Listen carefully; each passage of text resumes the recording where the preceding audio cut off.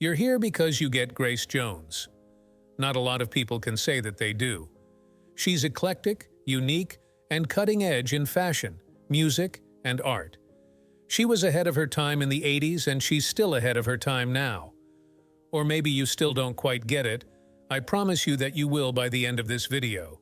Let's find out more about the life and lifestyle of one of the greatest stars to have ever lived. Whoever said, "When there's few of you in a space, the last thing you want to do is stand out," had not made Grace Jones. Even when she was one of the few black women in the spotlight during her time, she decided, "You know what? I've got nothing to lose," and went full force with her unique personality, style, and artistic talent into the world. There has been only one Grace Jones. No one who has ever come after her has been able to capture her unique blend of styles and influences in quite the way she does. This is not to imply that anyone has ever come close.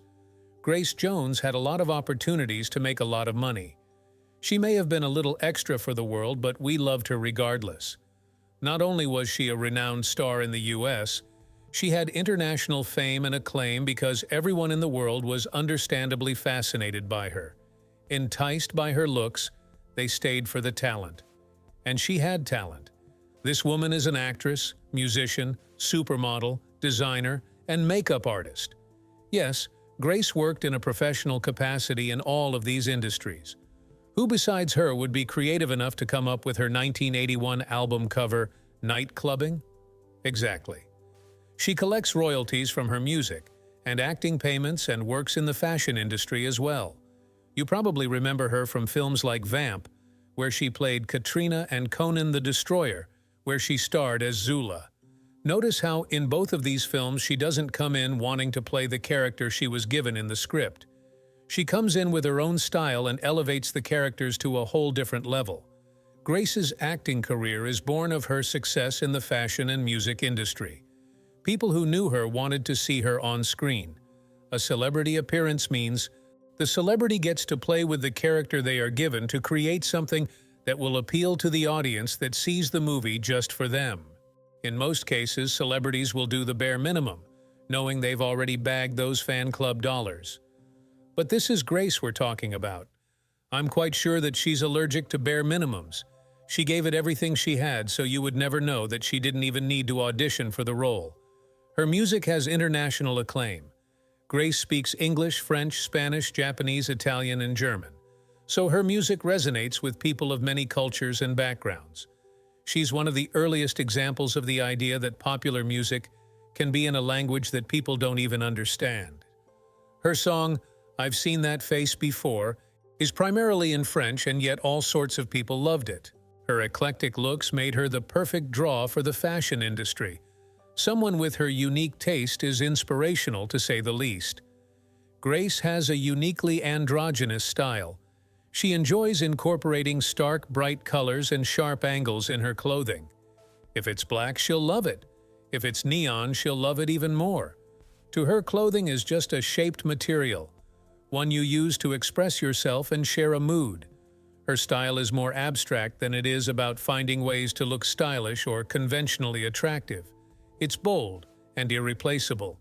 Leave it to me to decide that the way someone dresses can be called abstract. But that's really what it is. She takes an indirect approach to self-expression that isn't guided by the defined boundaries of gender, body shape, or style that we follow in our day-to-day. Some would describe her fashion as transcendent of these norms.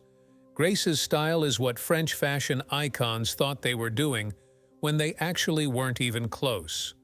Her style exemplifies the high fashion abstract, French fashion and drag fashion scene, more than even French fashion does, and that's saying a lot. She nailed a style it looks like they made. Normal outfit? Take some pieces out of it, make it bright and sparkly, add some sharp angles and a hat for good measure, and you have a Grace Jones look. She's one of the first stars in the public eye to practice not being particularly conventional despite being very public. As a talent reaches greater stardom, they are usually placed under greater pressure to meet the standards that society has set up for them in their career. Grace defied these standards and was rewarded for it. She elevated what it meant to be a star, so it aligned with what was true to herself. Elevate your experience of Black Hollywood by clicking the subscribe button to join us all in rediscovering the Black Hollywood legends who made this industry what it is today. There's more glamour and more glory to be seen. Don't miss out. Now, with all of this talent and opportunity probably created a lot of streams of income for this woman.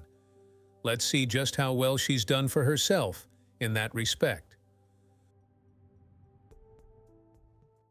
According to CelebrityNetWorth.com, Grace has a net worth of around $7 million. She amassed this wealth from her modeling collaborations with famous luxury brands such as Yves Saint Laurent and Kenzo.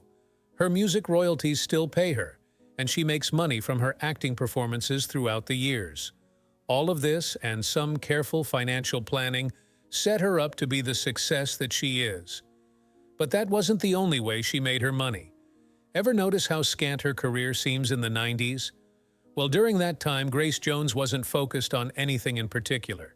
To make money, she would, according to the New York Times, make money by appearing at corporate parties, where she would, say, pop out of a cake for a high fee. So even when art was tight, she would find another way to make money. In a New York Times article, she ponders over the question of collaborating with Lady Gaga, whose pop style can be largely attributed to Grace's bold style. Grace said that she didn't care how much money she would be paid. She wanted to know how Lady Gaga would bring something to the table of art instead of just taking from Grace. To this day, they have never collaborated because Grace never felt that what Lady Gaga was offering artistically was good enough for her. In Lady Gaga's defense, Grace has a pretty high bar to beat. There isn't a lot of information about where Grace lives, but she definitely has a mansion. In many interviews, she drops the hint that she doesn't usually stay in the same place all of the time, but she does have a permanent residence somewhere in the U.S. We won't know exactly what it looks like until she does an Architectural Digest interview. Grace Jones owns a lot of luxury cars, but her most prized possession just has to be the Citroën CX, which was discontinued in 1991. The company Citroën needed a rebrand to help with its image and attract new customers. They hired Grace Jones to work with them in an ad campaign for the Citroën CX. There were some issues along the way, such as the car's engine being entirely remodeled right before release. In the earliest advertisement, a Citroën CX GT is pictured driving fast as if it came out of Grace Jones' mouth and labeled in French, "It's a demon!" They took advantage of the fact that Grace Jones could speak French, and her music was popular amongst French-speaking people at the time. In the music video for her song, Slave to the Rhythms, the Citroën CX can be seen multiple times through Grace's unique artistic interpretation. Of course, she can't just do a car ad, she has to wrap it up a little bit. If you think it's wild, you're probably new here.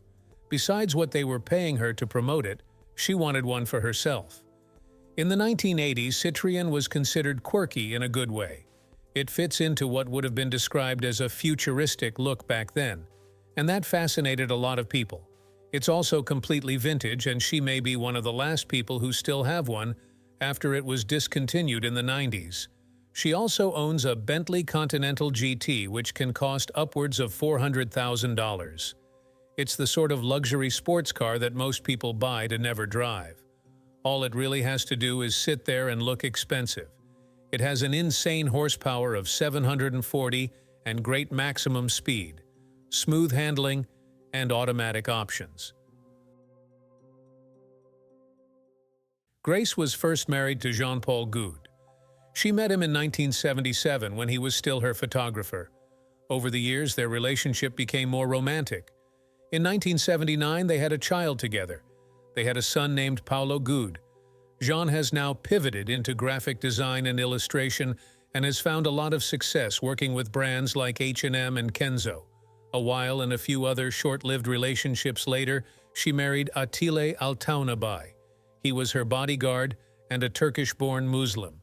A lot of people suspect that he used his relationship with Grace to pave his own way into the entertainment industry.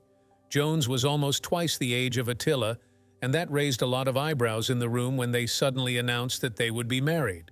He broke ties with his own family and married her a second time when their first marriage was declared invalid. From the outside, you would believe they were deeply in love and things were going very well.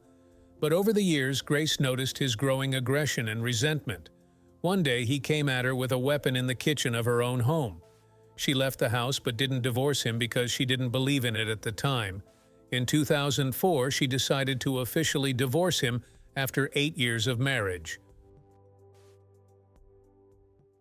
Paulo Gude has always had a close relationship with his mother. In an image, they share the view of whales on the beach, and we can tell how close they are. His career shows that he's taken great inspiration from his mother when it came to his future prospects. He works in music and fashion. He's not as prolific as his mother, but he has seen moderate success in his career. He has a more conventional style and taste, and that makes him stand out less under the glowing ray of eclectic and avant-garde uniqueness that is his mother. Want to be enamored by the history of more of your favorite Black Hollywood stars? Click on this next video and dive right in. Do you think you get Grace Jones?